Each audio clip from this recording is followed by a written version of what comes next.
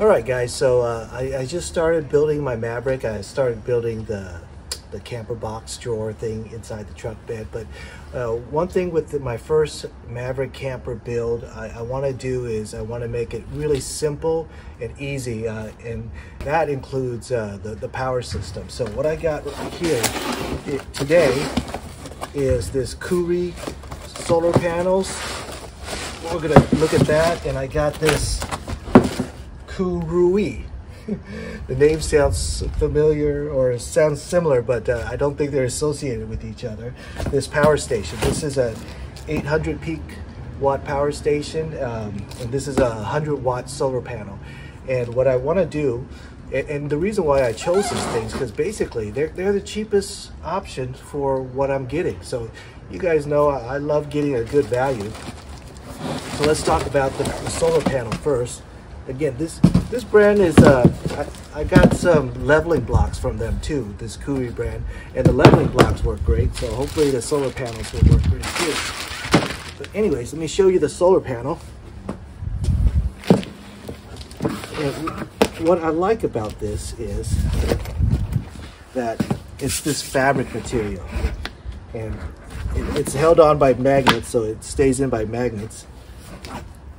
And it's just this big, and it's 100 watts, so that's awesome. It's got a bag back here to keep all the wires and stuff like that, and it also has some ports, so if you could hook up your USB directly into that, to USB-C, and even a DC output. So if you want to use it as like a big giant phone charger, I suppose you could do that too. But the reason why I like this fabric material is because, for the most part, I'm not going to keep this solar panel on the ground. What I'm going to do is I'm going to put it on the car. So it comes out like that, and because it's fabric, you know, I don't really worry about it digging into this material or anything like this. This is a soft tonneau cover I have, you know. So the only thing that's metal is right here, but there's even a little plastic thing right there, so that's gonna be right nice and soft, so I can move this anywhere in my truck bed. I can put it on the top of my truck, you know, up there. So again, because it's that soft material, I'm not really going to hesitate to put this on the top of my truck. If it was aluminum or something, I'd be afraid of that scratching my paint, but this metal, this fabric material, I'll be able to put on the top of my car, no problem, if that's the way I choose to angle it with the sun. So I want to pair that solar panel with this power station.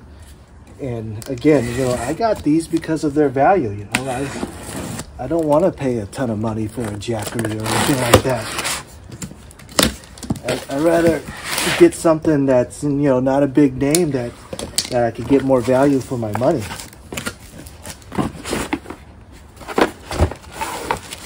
Alright, it comes with a power plug. So if you want to plug it into the wall, which is important because when I'm driving and there's no sun, I do actually want to charge it by plugging it into the AC. So that's not a hard thing to do, is to plug it in your plug into your car and charge it while you're driving. Alright, let's take a look at this. Again, don't mix up these two names. I don't think they're affiliated. Koorui. But anyways, that's the sucker right there. This is a lithium-ion battery, so it's pretty good. It's not a lithium iron phosphate, which is one step better, but for your value, I think you're going to get more for your money if you get something like this. So we're going to hook it up and test it out. Test out some of the ports and things like that. Okay, so this thing advertises 800 watts peak. You know, that's not continuous. So it's 510 watt hours. So I bet you the continuous power is probably going to be around 500 watts. So we're going to test it. We'll run it with my coffee maker to see how well it does, and put on a voltmeter, a watt meter, and try this out with my solar panels. All right, looking at the accessories, there's this big power brick thing, and there's also a cigarette adapter. So if you want to charge your car, just plugging into the cigarette adapter while you're driving, you know, that's pretty easy, and this makes it nice and simple. And if you're home or you have a power source, you use this big charger. Let's plug it in to see how much charge they pack this with. Okay, so they pack it at 76% full. That's pretty good. That's enough for us to test it out. But you know, this is while it's being charged into the wall. So what I want to do is I want to test it with my solar panels.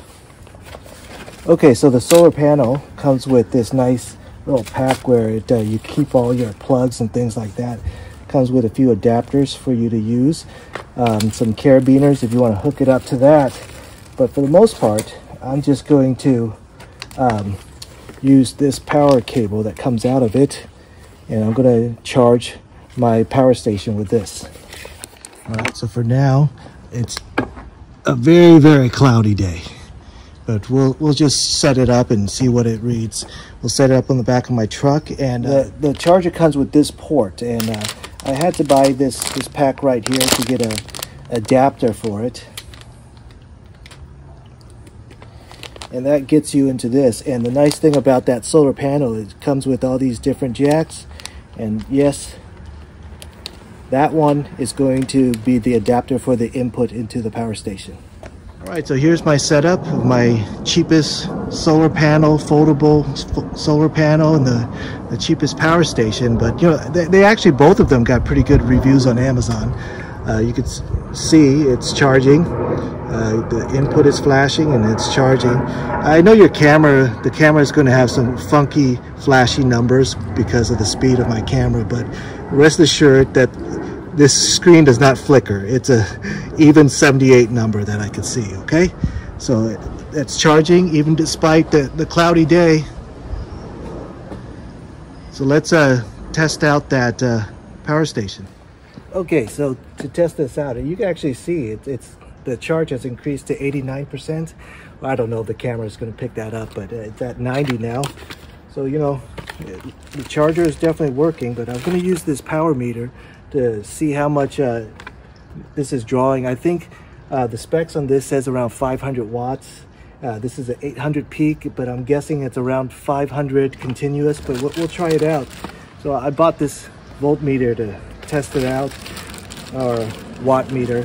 But you know, with all this stuff, I'll leave a link on everything for you. In addition to the panel and the power station, I'll leave a link for the adapters and the voltmeter. Give it a shot.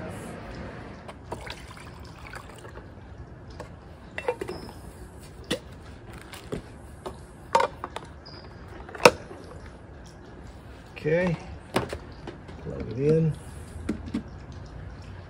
Let's see. I want it on watts. Let's turn it on. I forgot to turn that on, so let's plug it in. Okay, let's turn this on.